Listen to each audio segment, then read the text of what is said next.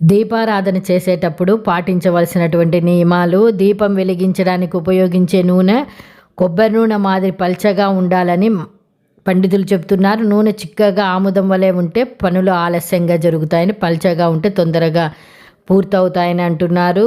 కుందులు ఉపయోగించే ఒత్తుల విషయంలో కూడా ఒత్తులు అనేవి ఎప్పుడు నల్లగా మురికిగా ఉండకూడదు, పాల లాంటి తెలుపులో ఉండాలని సూచిస్తున్నారు. ఎన్ని ఒత్తులతో దీపం వెలిగించినా సరే ముందుగా కుందుల్లో నూనె పోసి 2 ఒత్తులను మాత్రమే కలిపి ఉంచాలని అంటున్నారు. నువ్వుల నూనెతో దీపం పెడితే దేవుడికి ఎడమవైపు ఉండాలని, ఆవు నెయ్యితో దీపం పెడితే దైవానికి కుడివైపు ఉండాలని చెప్తున్నారు. దీపారాధన చేసిన తర్వాత కుందుల నుంచి నూనె బొట్లు కారకోకుండా చూసుకోవాలని, అలాగే కుంకుమ పెట్టినప్పుడు ఆ కుంకుమ నూనెలో పడుకోకుండా చూసుకోవాలని జరుపుతున్నారు. దీపము పెట్టినప్పుడు ఎటువంటి పరిస్థితుల్లో కుందులను కదిలించకూడదు.